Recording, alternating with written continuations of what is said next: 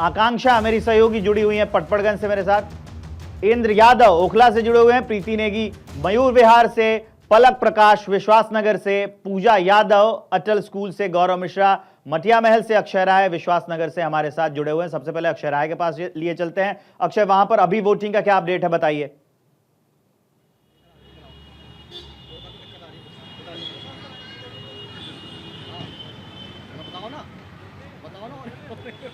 और ऐसा लगता है कि पिछले 2020 के ही आंकड़े को अगर टच कर ले तो फिर दिल्ली की जनता अपने आप को बेहतर समझ सकती है। चुनाव आयोग ये मान सकता है कि बहुत अच्छी वोटिंग हुई है। 62.55% 2020 में वोटिंग परसेंटेज टर्नआउट था लास्ट। और अगर देखा जाए तो अभी तक जो 3 बजे का आंकड़े हैं वो 46% के आसपास बता रहा है।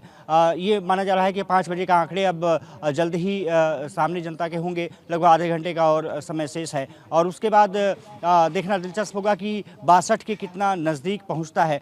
6 बजे तक मतदान प्रक्रिया होनी है और 6 बजे तक जो अंदर बूथ में रहेंगे वो मतदान में शिरकत कर सकते हैं। लेकिन बहुत अच्छी तरीके से अगर वोटिंग परसेंटेज देखा जाए तो निकलता हुआ सामने नहीं आया है। उसमें कहीं ना कहीं वोटर्स में उदासीनता दिखी है। उदासीनता दिखी है। पूजा यादव मेरे साथ से जुड़ी हुई है 2003 और 2008 स्कूल से, ये तीन सीधा उनके पास। अक्षय, आप हमारे साथ बने रहिए। पूजा यादव हमारे साथ जुड़ी हुई है अटल स्कूल से। पूजा, आप कवर कर रही थी, ऑटो पूजा कर रही थी, ग्राउंड पर थी, क्या हालात हैं, क्या जमीनी मुद्दे हैं वो तो आपने देखे, लेकिन आज दिल्ली की जनता क्या सोचकर वोट कर रही है और वोटिंग परसेंटेज इतना कम क्यों है, इस पर यह सवाल आप बताइए।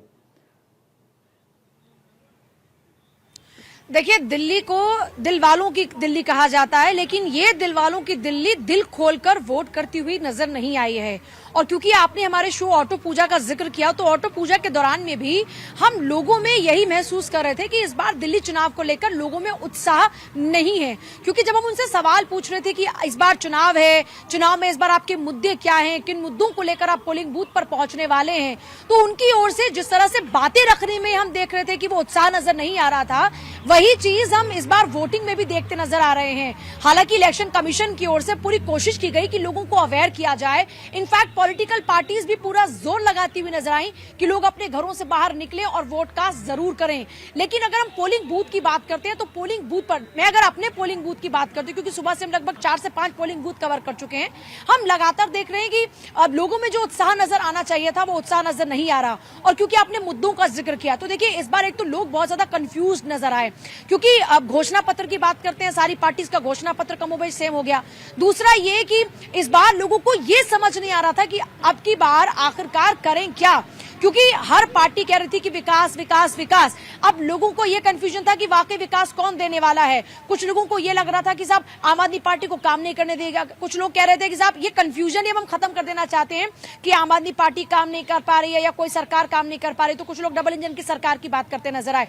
कुल मिलाकर देखा जाए तो यह कहा जा सकता है विवेक कि इस बार के चुनाव में तमाम पार्टीज की पूरी मेहनत के बावजूद, इलेक्शन कमीशन की मेहनत के बावजूद, जो नतीजे चुनाव में होने चाहिए थे वोटर्स को लेकर कि वोट शेयर बढ़े, वो उतना ज्यादा नजर नहीं आता है। मतलब कुल मिलाकर लोग आखिर इस बार इतना कम उत्साहित क्यों हैं, या फिर ये जो अभी तक वोटर टर्नआउट की बात करते हैं इतना लोग क्यों हैं, ये वाकई सोचने का विषय है। और जाहिर तौर पर इस पर मंथन होगा कि ऐसे क्या विषय रह गए, लोग कंफ्यूजन में रह गए या फिर लोग क्या डिसाइड नहीं कर पाए कि कौन सी पार्टी उनके लिए बेटर काम करेगी। क्योंकि लोगों का कहना है कि सबको मौका देकर देख लिया। हमने देखा कि देखिए 2013 की बात करते हैं, जब अन्ना आंदोलन उससे पहले शुरू हुआ, उसके बाद में एक लहर सी दौड़ी और हमने देखा कि एक बड़ा बदलाव लोकतंत्र में हुआ, चाहे केंद्र के स्तर पर हो चाहे दिल्ली के स्तर पर हो। लेकिन उसके बाद अब हम देखते हैं तो लोग कहते हैं कि सारी पार्टियों को मौका देकर देख चुके हैं, होता क्या है हमारे लिए। तो शायद ये एक बड़ी वजह है कि लोगों को अब ये लगने लगा है कि होता क्या। हम भी लगातार तब भी अवेयर कर रहे थे कि होता है, लोकतंत्र में जो हक आपको मिला है वोट करने का, इसका आपको इस्तेमाल करना चाहिए। क्योंकि आप शिकायत भी तब कर सकते हैं जब आप अपनी जिम्मेदारी को, अपने कर्तव्य का निर्वहन करें। लेकिन शायद लोग इसमें कहीं पीछे छूट गए। सुबह सुबह हमें लगा था कि जब सर्दी बहुत ज्यादा थी कि हो सकता है कि एक रीजन है कि छुट्टी है, लोग अपने घरों से आराम से बाहर निकलेंगे। लेकिन दोपहर में जब सूरज की किरणें तेज हो रही थी, जब सूरज चढ़ रहा था, उस दौरान में भी हमने देखा कि लोगों की जो भीड़ थी वो नजर नहीं आई। फिर लगा कि हो सकता है कि थोड़ा सा दिन ढलेगा, खाना वाना खाकर लोग घर से बाहर निकले, तो वो चीज भी नजर नहीं आई। तो ये वाकई इस बार चिंता का विषय है कि आखिरकार ऐसी क्या वजह रह गई कि लोगों को जितना बढ़ चढ़कर भाग लेना चाहिए था उतना लोग नजर नहीं आए। विवेक। पूजा, अभी की क्या स्थिति है? आप जिस इलाके में हैं वहां पर अभी की क्या स्थिति है, क्योंकि वोटिंग के आखिरी 1 घंटे ही बाकी है, वही 1 घंटे चल रहे हैं। देखिए, मैं आपको दिखाती हूँ, नई दिल्ली विधानसभा सीट पर हम हैं और ये अटल स्कूल है जहां पर आप देखेंगे अब आपको गिने चुने लोग यहाँ पोलिंग बूथ पर नजर आएंगे। और क्योंकि अब ये आखिरी घंटा भी नहीं बचता, मुझे लगता है अब 40 मिनट मुश्किल से बाकी बचते हैं, तो ऐसे में गिने चुने 2-4 लोग यहाँ पर आपको नजर आएंगे। हालांकि देखिए पूरे इंतजाम किए गए थे। यहाँ पर ये व्हील चेयर में दिखाना चाहूंगी, व्हील चेयर था कि अगर कोई हैंडीकैप है, कोई बुजुर्ग आते हैं तो उसके लिए वॉलंटियर्स लगाए गए थे ताकि उनको पोलिंग बूथ तक पहुंचाया जाए, उनको सहूलियत पूरी मिले। इसके अलावा देखिए पूरा डेकोरेशन और लोधी रोड का ये इलाका बहुत खाली ही दिख रहा है। पूजा, मैं आऊंगा आपके पास, लेकिन एक बार फिर से जो और सहयोगी है उनका रुख कर लेता हूं। पलक प्रकाश जो है विश्वास नगर से हमारे साथ जुड़ी हुई हैं, उनके पास लिए चलते हैं। विश्वास नगर में अभी की वोटिंग का क्या अपडेट है पलक?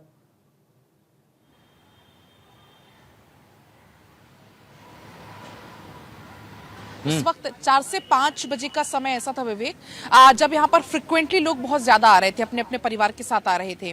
लेकिन अगर हम अब बात करें तो अब फिर से वही स्थिति हो गई जो हम सुबह से देखते आ रहे हैं कि इक्का दुक्का लोग आ रहे हैं, अपना मताधिकार का प्रयोग कर रहे हैं, वापस जा रहे हैं। लेकिन हाँ, 4 से 5 के बीच में ठीक ठाक संख्या में लोग आए थे। अब एक बार जरा तस्वीरें गौरव मेरे सहयोगी हैं, पलक आप हमारे साथ रहिए, मैं वापस आपके पास आता हूं। गौरव के पास कुछ जो तस्वीरें हैं वो दिखाना चाहते हैं। गौरव, ओवर टू यू। बॉयज भी है, उनके लिए भी फ्री होना चाहिए। स्टूडेंट है, छोटे छोटे स्टूडेंट है।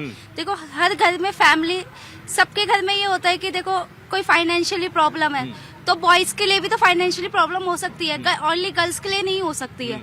तो मैं तो यही चाहती हूँ कि बॉयज के लिए भी इक्वल करना चाहिए और गर्ल्स के लिए भी वही चीज समान होना चाहिए। आपने मतदान कर दिया जी? क्या इस बार जहन मेरा, जब आप मतदान स्थल तक आ रहे थे, क्या सोचा आपने? मैं तो एजुकेशन के लिए सोचूंगी, क्योंकि एजुकेशन के लिए बच्चों के लिए प्राइवेटली बहुत ज्यादा फीस है।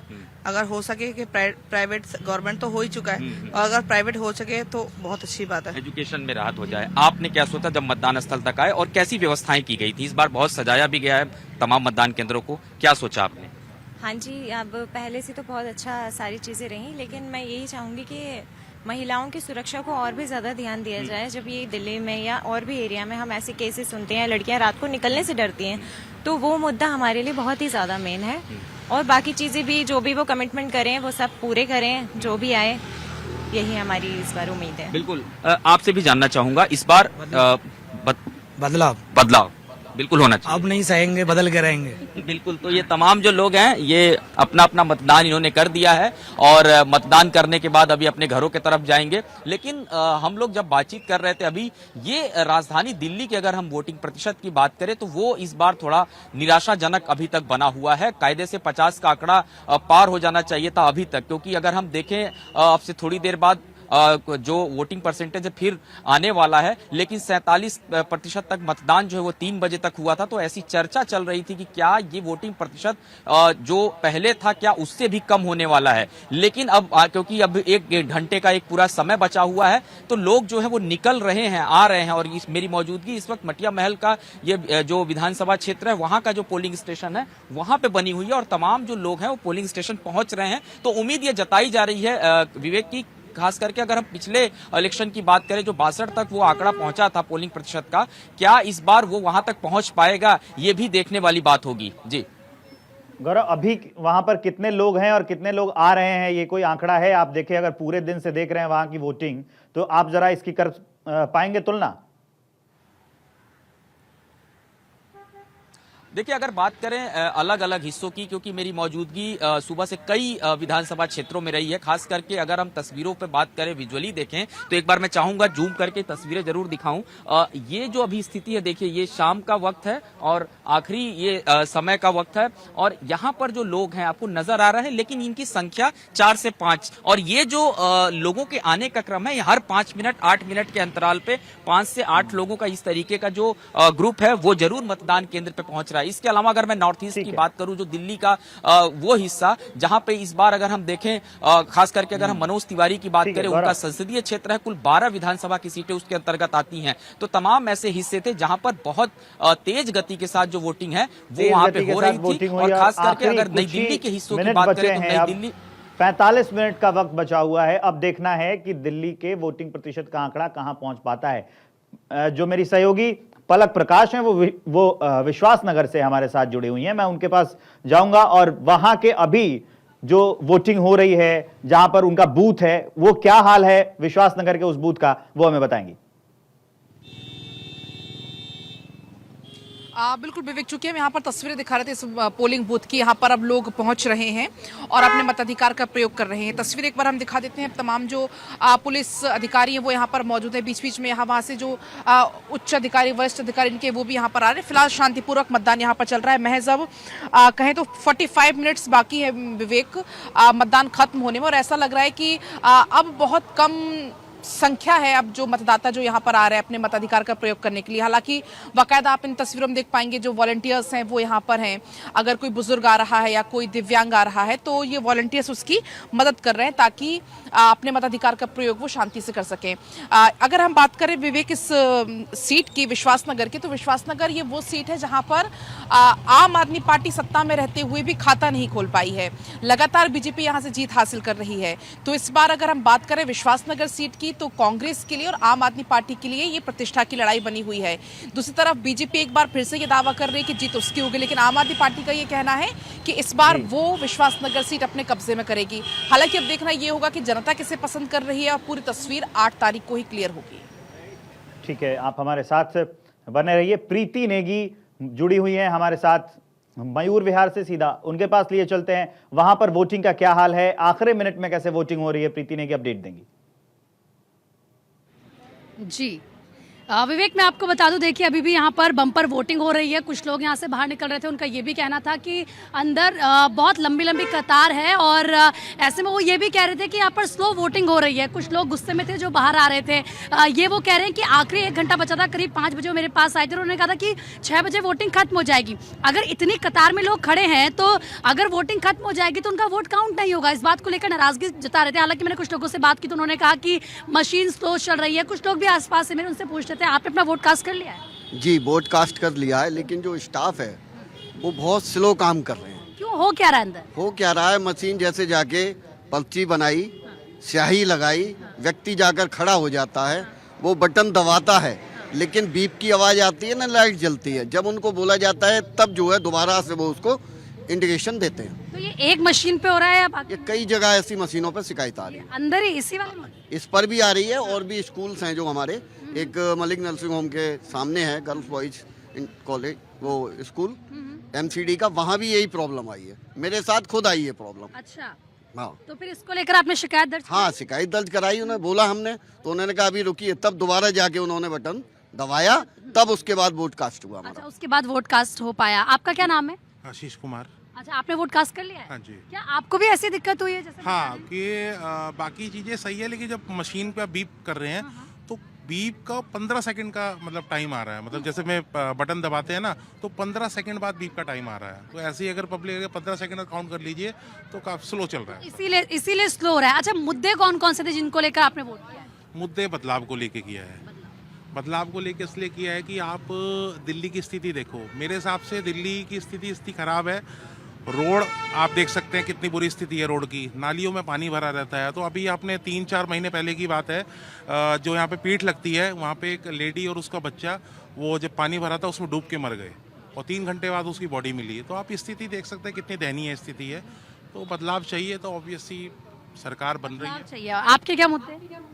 यही जनरल मुद्दे हैं ना, सफाई है, जो आए थे कि MCD भी हमको दे दीजिए, तो MCD जब से इनके पास आई है, आप देख रहे हैं दिल्ली का क्या बस से बदतर हाल हो गया है। कूड़े का पहाड़ खत्म करने आए थे, कूड़े का पहाड़ कहा था ना कि हम 2 दिन के अंदर तो पहाड़ को खत्म कर देंगे। वो पहाड़ घटने की बजाय आज उसकी ऊंचाई आप देखेंगे उस समय से तो कितनी बढ़ गई है। अच्छा, आपके क्या मुद्दे? आप भी कह रहे थे कि थोड़ी देर पहले यहाँ पर बहुत स्लो वोटिंग, बहुत ज़्यादा स्लो वोटिंग चल रही है। स्लो वोटिंग वहाँ पे चल रही है जहाँ पे इनको पता है ना कि केजरीवाल जी के सपोर्टर्स है, वोटर्स है, वहाँ पे चल रही है वोटिंग गलत।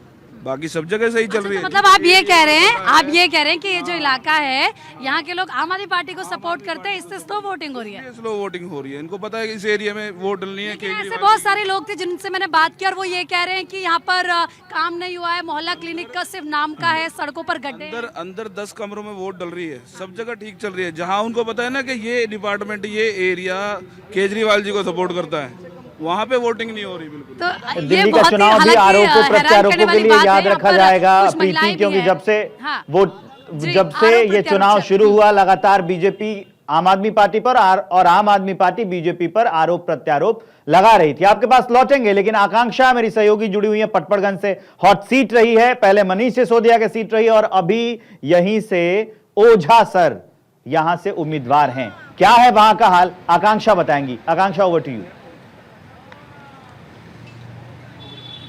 बिल्कुल विवेक, चूंकि अब हम कह सकते हैं कि अब तो 1 घंटे का वक्त भी बाकी नहीं रह गया है और ऐसे में अभी मैं यहाँ पर अगर आपको तस्वीर दिखाऊं तो आप देखेंगे यहाँ पर अब बहुत कम लोग यहाँ पर आ रहे हैं। इवन यहाँ पर हमने देखा कि 3 बजे के बाद यहाँ पर ज्यादातर जो लोग हैं वो अपना वोट कास्ट करने के लिए पहुंच रहे हैं, लेकिन अब जैसे जैसे हम कह सकते हैं कि महज आधे घंटे का वक्त बाकी रह गया है, वैसे वैसे अब एक बार फिर से यहाँ पर जो वोटर्स की अगर हम देखेंगे लाइंस वो अब खत्म होती हुई नजर आ रही है। जाहिर तौर पर पटपड़गंज की आपने बात की, अगर राजनीतिक समीकरणों को यहाँ पर समझा जाए, जैसा आपने कहा ओझा सर यहाँ से चुनावी मैदान में है, उससे पहले मनीष सिसोदिया यहाँ से चुनावी मैदान में 2020 में रहे, लेकिन यहाँ सिर्फ और सिर्फ 4000 वोट से ही पिछली बार चुनाव जीत पाए थे। तो इस बार यहाँ पर अवध ओझा के सामने एक बड़ी चुनौती जरूर है। अब वो पूर्वांचल से ताल्लुक रखते हैं और यहाँ पर अगर पूर्वांचल वोटर्स की हम बात करें तो वो भी बड़ी संख्या में है इस सीट पर। दूसरी तरफ अगर हम बात करें, चूंकि अगर बीजेपी की बात करें, परविंदर सिंह नेगी यहाँ से चुनावी मैदान में है और वो उत्तराखंड से ताल्लुक रखते हैं, तो उत्तराखंड के वोटर्स की दूसरी तरफ अगर यहाँ पर बात करें तो उनकी संख्या भी अच्छी खासी है। तो इस सीट पर कांग्रेस से पूर्व प्रदेश अध्यक्ष अनिल कुमार चुनावी मैदान में है। त्रिकोणीय मुकाबला यहाँ पर विवेक कहा जा सकता है और सबसे खास बात यह है कि यहाँ पर जो टफ फाइट देखने के लिए मिल रही है वो उत्तराखंड और पूर्वांचल वोटर्स के बीच में देखने के लिए मिल रही है। अगर अब वोटिंग परसेंटेज की हम बात करें तो पिछले बार के चुनाव के मुकाबले इस बार दिल्ली की जनता दिल खोलकर मतदान करने के लिए नहीं पहुंच रही है। सुबह से हर जगह से ऐसी तस्वीरें सामने आ रही हैं। अलग अलग जगहों पर हम भी गए दिल्ली के अलग अलग इलाकों में, और जो हमारे तमाम सहयोगी हमारे से जुड़े हुए हैं उन्होंने भी बताया कि किस तरह से यहाँ पर इस वक्त जहाँ भी जिस भी विधानसभा सीट पर वो मौजूद है वहां पर ऐसी ही निराशाजनक तस्वीर निकलकर सामने आ रही है। अब सवाल यही उठता है कि आखिरकार क्या दिल्ली के वोटर्स नाराज हैं? क्योंकि अभी भी आप देखेंगे, या मैंने जिन लोगों से बात की, कई वो लोग रहे जो जमीनी मुद्दों पर यहाँ पर वोट कर रहे हैं। अगर मैं इसी इलाके की बात करूँ, बहुत लोगों से मेरी बातचीत यहाँ पर हुई तो उन्होंने भी कहा कि यहाँ पर गंदगी एक बड़ी समस्या है। पीने के पानी को लेकर उन्होंने नाराजगी जाहिर की। यहाँ विकास कार्य को देखते हुए लोग वोट करने के लिए यहाँ पर पहुंच रहे हैं। तो विवेक, देखा जाए तो मुकाबला तो यहाँ पर बेहद टफ है, लेकिन आज जैसे ही यहाँ पर मतदान संपन्न होगा और उसके बाद 8 तारीख को जैसे ही ये मत पेटियां खुलेगी, ये पता चल पाएगा कि ओझा सर क्या इन चुनौतियों को पार पा पाए हैं या फिर नहीं। क्योंकि अभी पिछले दोनों बारी से हम देखें तो जिस तरह पिछली बार मनीष सिसोदिया यहाँ से चुनावी मैदान में रहे, वो जो जीत का अंतर रहा वो काफी ज्यादा नहीं रहा। फाइट काफी टफ होने वाली है, क्योंकि जो बीजेपी के कैंडिडेट हैं रविंद्र सिंह नेगी, उनके जो समर्थन में प्रधानमंत्री नरेंद्र मोदी थे वो भी यहाँ रैली करने के लिए आए थे। आप हमारे साथ बने रहिए। अब आपको ओखला लिए चलते हैं। इंदर यादव मेरे सहयोगी जुड़े हुए हैं। ओखला का क्या है अपडेट, कितनी हुई वोटिंग, अभी कितने लोग हैं पोलिंग बूथ पर? इंदर यादव बताएंगे। इंदर।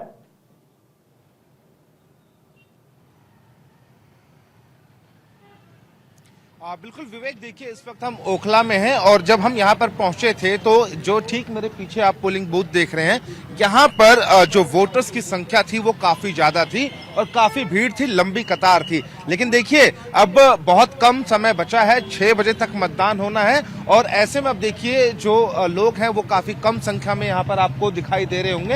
हालांकि अगर हम बात करें तो देखिए ओखला जो सीट है वो अमानतुल्लाह खान जो है वो 2 बार यहाँ से जीते हैं और कांग्रेस ने अरीबा आसिफ खान को यहाँ से अपना उम्मीदवार बनाया है। साथ ही अगर हम बात करें तो ओवैसी की पार्टी से सिफा उर रहमान जो 5 दिन की पैरोल कस्टडी पे आए थे, प्रचार करने के बाद वापस वो जेल चले गए हैं।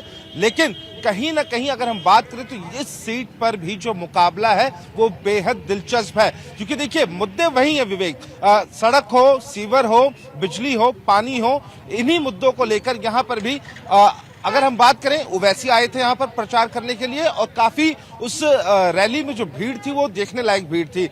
जो अरीबा है, आसिफ खान अरीबा, उनके समर्थन में राहुल गांधी भी यहाँ पर पहुंचे थे प्रचार करने के लिए।